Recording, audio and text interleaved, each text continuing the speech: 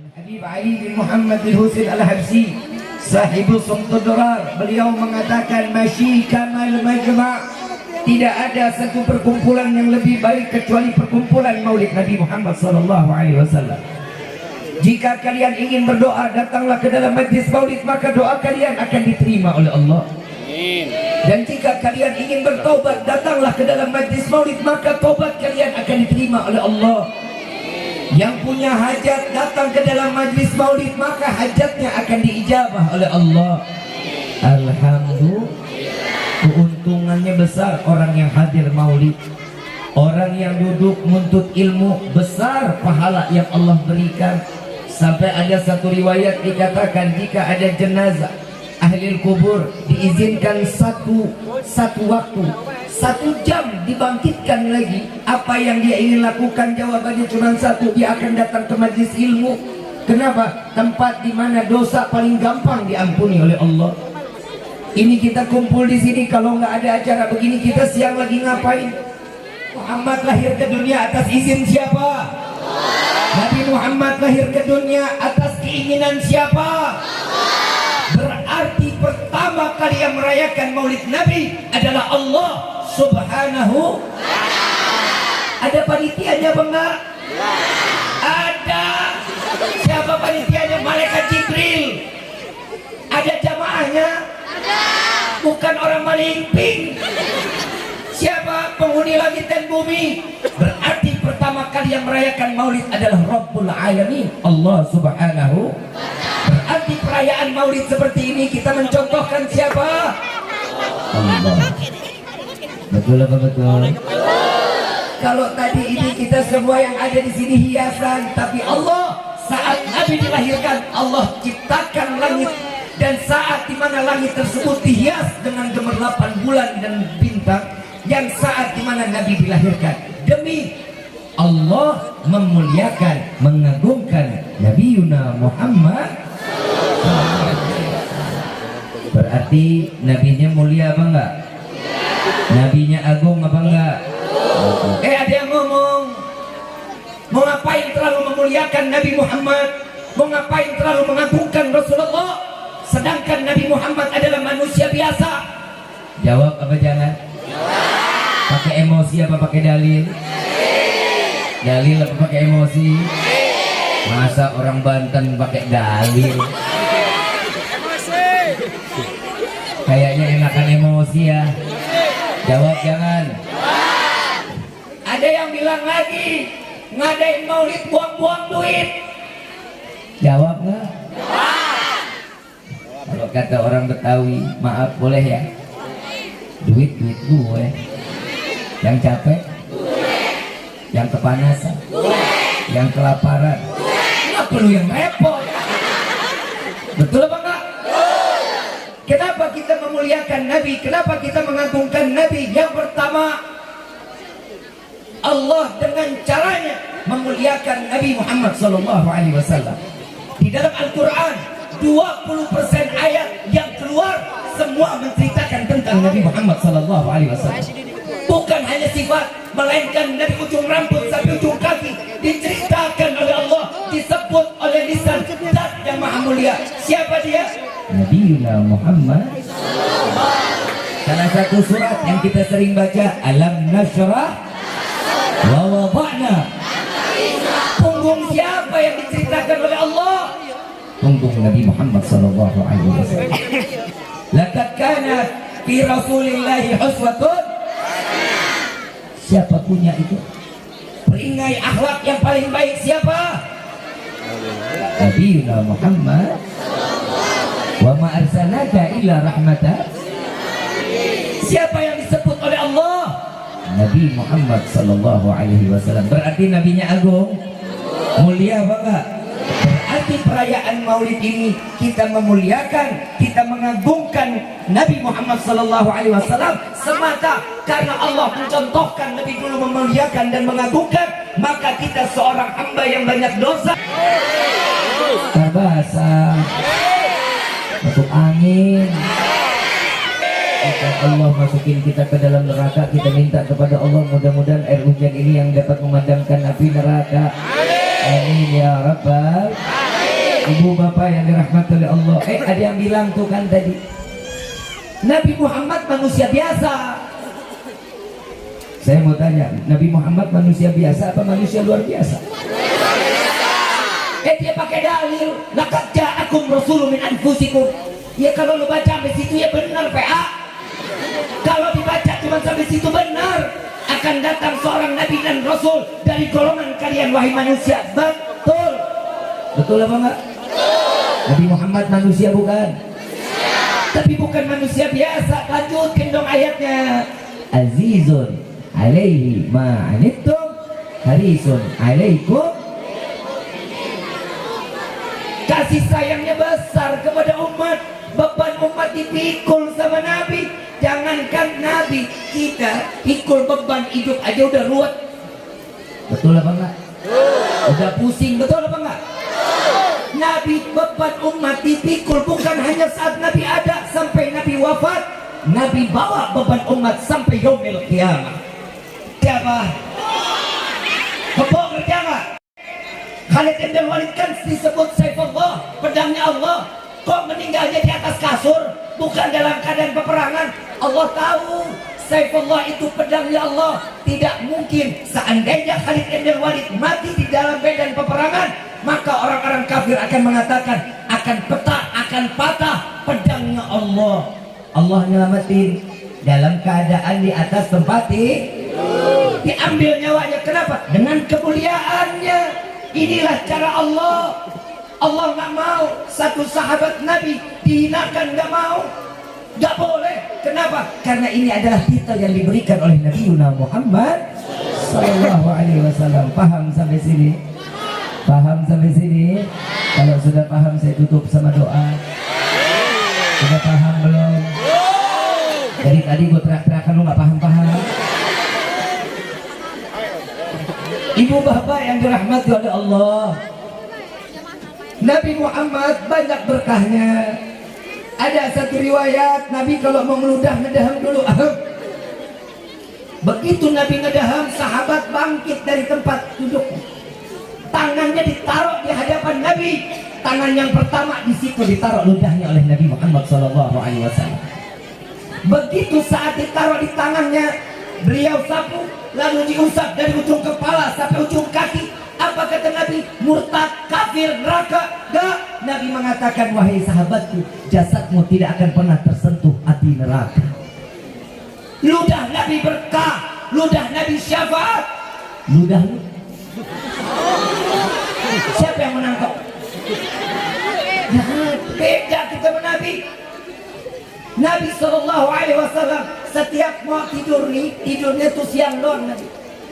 Zuhur 20 menit sebelum zuhur Nabi tidur, tangan kanan dijadiin bantal, madhabnya ke kiblat, persis jenazah dimasukin ke liang lahat. Madhab ke kiblat. Nabi 20 menit tidur sebelum zuhur. Kalau kita tidur siang wajib berapa jam? 2 jam wajib banget itu. Beda kita menabi. Arab panas saat itu, dalam keadaan panas jubah Nabi terangkat. Jubah Nabi terangkat, terlihatlah daripada pinggang Nabi Muhammad dan keluarlah daripada keringat yang ada dari jasad Nabi Muhammad SAW.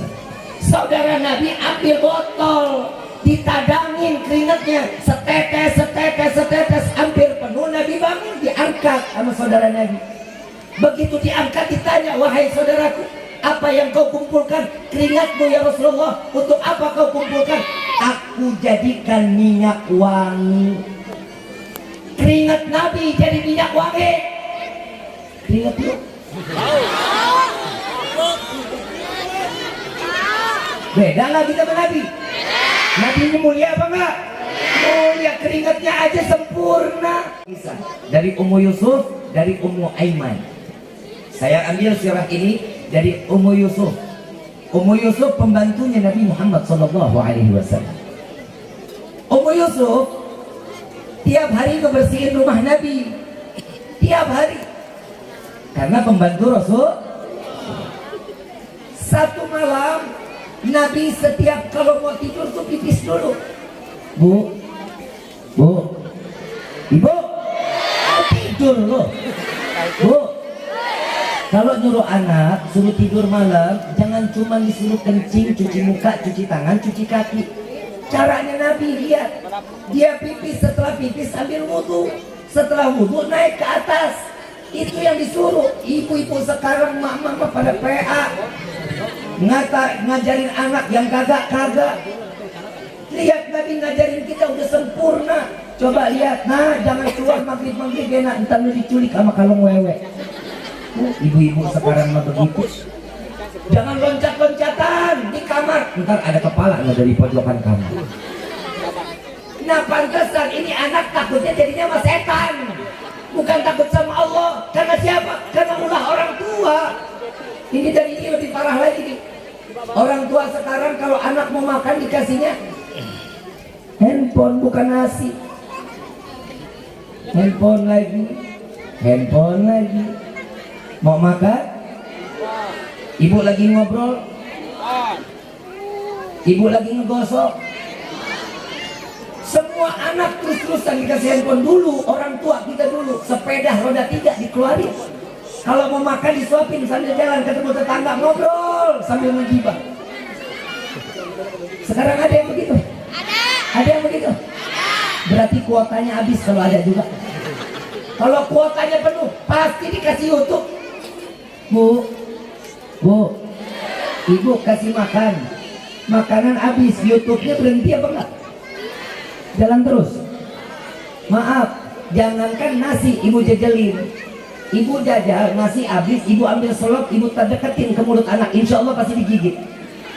Karena anak gak bakal dilihat apa yang ada di suapan orang tua, yang dia lihat fokusnya ke handphone. Makanya anak sekarang kalau dikasih nasihat sama orang tua gak bakal denger. Lebih nurut sama handphone dibanding. Ada orang tua sekarang kalau anak udah nangis bisa ngediemin, kecuali handphone yang bisa ngediemin. Betul apa enggak? Apa alasannya ibu? Apa-apa handphone, apa alasannya?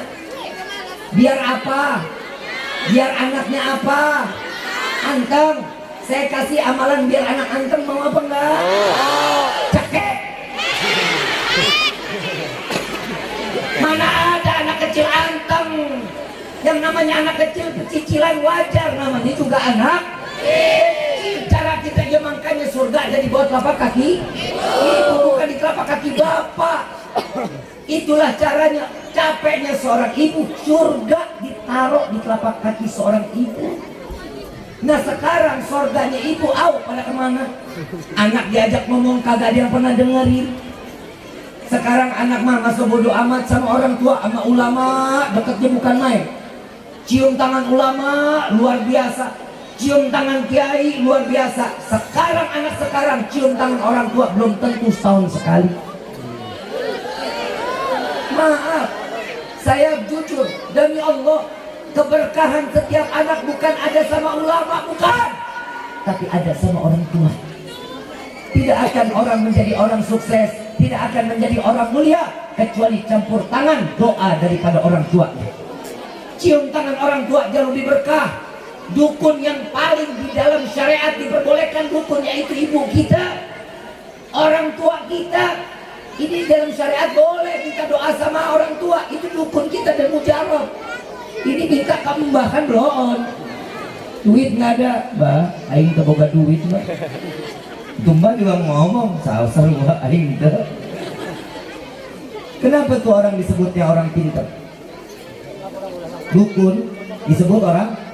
Kenapa disebut orang pintar? Karena yang datang orang tolol. Nabi udah ajarin orang yang namanya mau sholat, mau kayak sholat duha. Nabi ajarin 4, 6, 8, 10, 12. Nabi ajarin. Nah emang dasarnya kitanya aja yang males. Kitanya tiba-tiba maunya instan. Sama kayak anak muda sekarang. Anak muda. Mudah-mudahan yang main slot handphonenya hilang. Gue cuma mau bilangin, gak ada yang namanya judi bikin kaya, gak bakal ada. Yang namanya judi pasti bikin sengsara. Judi bikin hancur rumah tangga. Judi ngejauhin diri dari anak. dulu ada judi koprok. Tahu di sini apa namanya judinya? Sama. Yang koprok pakai dadu. Tahu? Kamu pernah masang belum? Kamu tahu? Judi koprok adanya siang atau malam? Siang atau malam? Dan pasti kalau judi koprok yang diambil itu tempatnya gelap. Lilin cuma sebiji. Betul nggak? Yang digelar banyak, yang masang banyak. Kenapa dicari tempat gelap?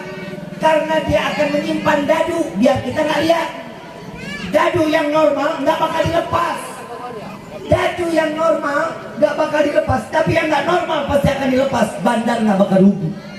Ini manual. Ini bukan sistem. Saat dikocok, dadu yang asli disimpan, dipegang, ditaruh di jarinya.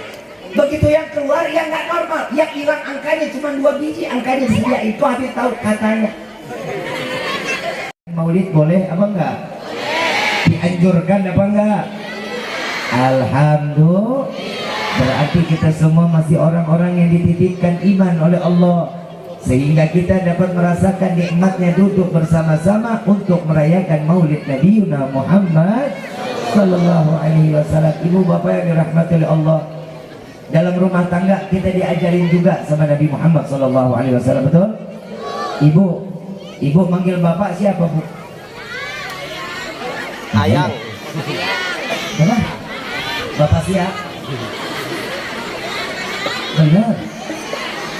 Bapak kalau manggil ibu siapa, Pak?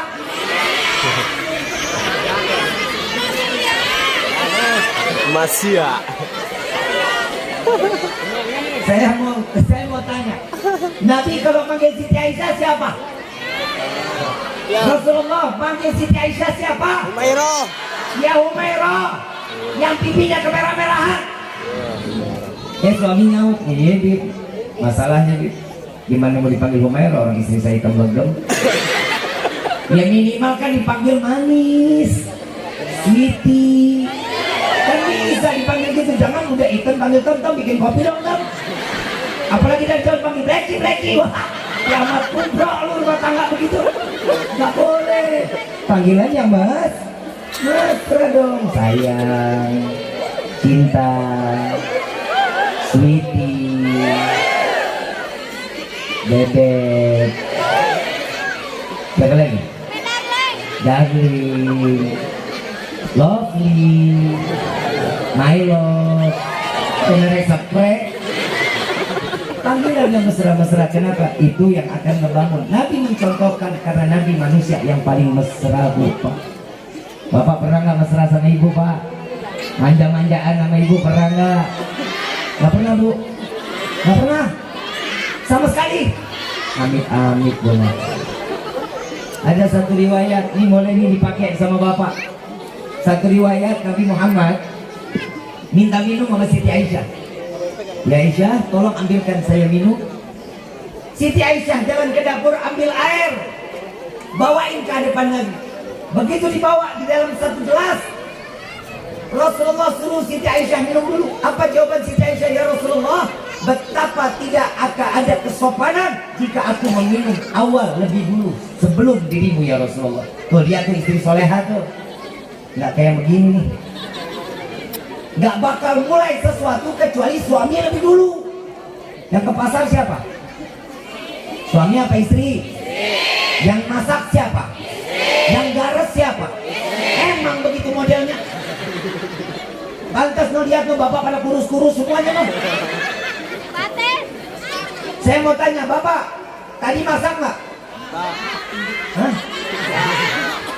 Tadi masak nggak? Nggak masak? Kemarin? Nggak juga? Oh emang pelit lu.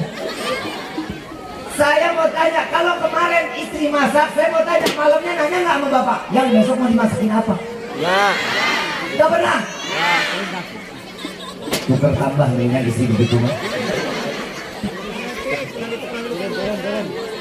Ibu bapak yang dirahmati oleh Allah, Siti Aisyah begitu disuruh minta air, kata Rasulullah, engkau dulu minum. Engkau minum lebih dulu, dikasih minum. Begitu dikasih minum, Rasulullah tidak dapat izin dari Rasulullah diminum 1 teguk, 2 teguk, 3 teguk, diminum sampai 3 teguk, baru dikasih ke Nabi. Nabi lihat begitu gelasnya diputer-puter sama Nabi, dilihat ke kanan, dilihat ke kiri. Rasulullah begitu saat telitinya melihat ujung daripada gelas-gelas tersebut. Siti Aisyah khawatir jika ada kotoran yang membuat perasaan Nabi tidak enak, pasti akan dosa besar buat Siti Aisyah. Siti Aisyah katakan, ya Rasulullah, sini mau ditukar aja gelasnya, kayaknya ada kotoran. Enggak ya Aisyah. Lalu apa yang membuatmu enggak minum?